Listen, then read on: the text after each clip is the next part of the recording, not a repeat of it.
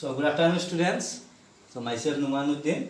So today we'll discuss about class 10 mathematics chapter 1 real number. Okay. And the first theorem is theorem 1.1 Euclid's division lemma. So before going to this theorem, let us perform a task, some division. Okay. Let me give you two division and I will tell you people to do this at home. Say for example, let me divide 15 by 5 and 15 by 5. Same. So say for example, a small child, he is dividing 15 by 5. He has written suppose 5 2s are 10, remainder is 5 there. So again 5 1s are 5. Okay. So he has done like this. And some of class 6 7 student, he has done 5 3s are 50. So which one is correct according to these two numericals? Which one is correct? Either this or this. So obviously this is wrong. Why this is wrong? Because denominator remainder cannot be equal to the divisor, isn't it? So this is okay, isn't it? That means 5 3s are 5, 3 times is equal to 15. So this is the right answer, isn't it? Anywhere in this world, if you give a student of America suppose and you told him to divide 15 by 5, he will always do 5 3s are 15, isn't it? Why not like this? Because here the first remainder is 5, isn't it? Which is again equal to this divisor. So remainder cannot be equal to the divisor, isn't it? That's why this is wrong. This will be considered as wrong. That means anywhere in this universe, in this world, everyone will perform this division, isn't it? Whenever I divide 15 by 5, if I 3 times 15, this will everyone will perform this, and everyone will get as quotient is equal to 3 and remainder is equal to 0 from this, according to this question, isn't it? Quotient will be 3 and remainder will be 0. That means now let me go to the theorem. Theorem says given integer a and b, you can check the book, okay, theorem 1.1. Given integer a and b, there exists an unique integer q and r such that a is equal to bq plus r. Okay, given integer a and b, comma, there exists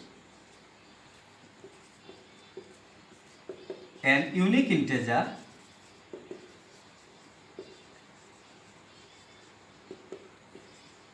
q and r such that satisfying, you can say, such that a is equal to bq plus r. Condition is there, r should be greater or equal to 0, but it should be strictly less than b. So what this statement means, what does it mean? What is a here, what is b here, what is q and what is r? Given integer a and b, that means whenever I will divide an integer a by b, okay, by you can say b by a, no problem. Whenever I will divide a by b, I will get an unique integer q and a remainder is there. This I will get this, isn't it? Let me take an example to make it clarify to you people. Say for example, let me divide 27 by 5, okay. So everywhere in this world they will perform like this. 5 5s are 25, remainder is 2. Everyone will do like this, isn't it? That means here see, when this is my a, this is my a, dividend, okay. This is divisor b, this is my quotient q, and this is my remainder r. So whenever I will divide 27 by b 5, I will get quotient as 5 and remainder as 0. Everyone will, remainder as 2. Everyone will get this one, isn't it? So this is the thing here it has asked. So let me verify it. I will not do this way, but this is the concept you need to know. What is a, what is b, this one. So let me check whether a is equal to bq plus r or not. Here my a is how much? 27. A is 27. Okay, taking this example, a is 25. Now let me check bq plus r, whether if it is also equal to 27, then it is okay. So how much is my b? 5, isn't it? 5. B into q, that is 5 into q. Q is how much? 5. So 5 into 5 and plus r. R is 2 plus 2. So according to Bodmas rule, I will do this one first, isn't it? 5 5s are 25 plus 2 is equal to 27. See, this and this is equal. So a is equal to bq plus r. A is equal to bq plus r. Clear? See, r should, this is very important criteria. R should be greater or equal to 0 but less than b. See, here my R is how much? 2, and here my B is how much? 5. So R is less than B. So it is okay. So this is I have verified here, okay, how A is equal to BQ plus R. Now while doing division, see, this Euclid's division lemma is used to find the HCF of any two number. Say for example, let me, first of all I need to know the steps. What are the steps? Say for example, let me take the to find HCF of 5 and 12. Let me find out the HCF of 5 and 12. Okay, let me take 5 and 25 suppose. So here which one is greater? 25 is greater. So A will be equal to 25, isn't it? A will be equal to 25. Now using Euclid's division lemma, applying Euclid's division lemma, or you can say Euclid's division algorithm. So my A is 25, and I know what A is equal to BQ plus R. So if A is 25, what will be my B? B is given to us. See, this is my A and this is my B. A and B will be given to you. Okay, now I need to find Q and R. So B is 5, okay. So B into Q, what will be Q?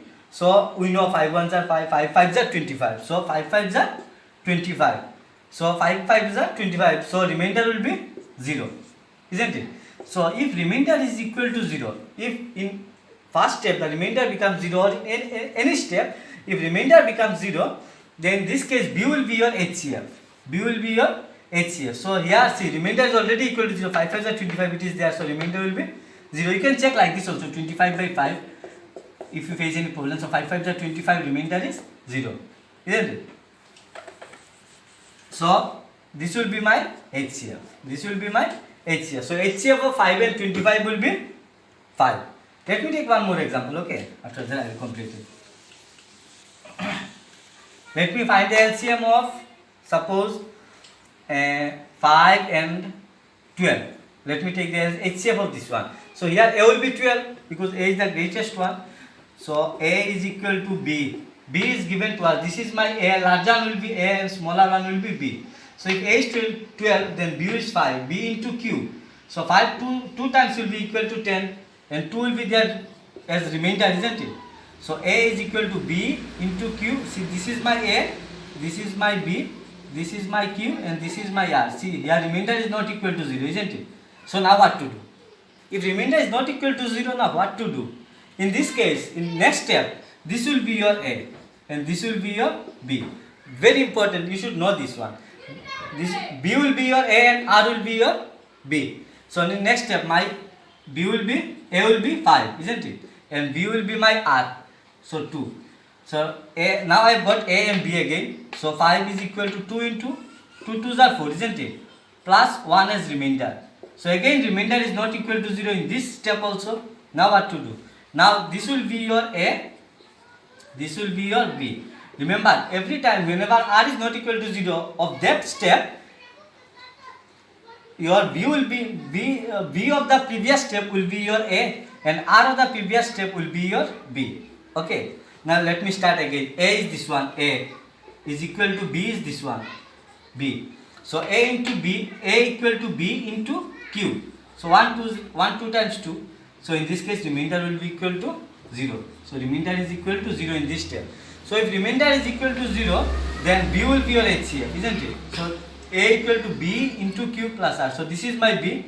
So this will be my HCF. So HCF of 5 and 12 will be equal to 1. That means one more thing I need to know. If HCF of A and B is equal to 1, I will say then A and B are co-prime. Remember this, very important term. If the HCF becomes 0, then those terms will be co-prime. Okay, that means A and B have no common factor. That means 1 is only the common factor among these. Thank you. Hope you people understood. Thank you.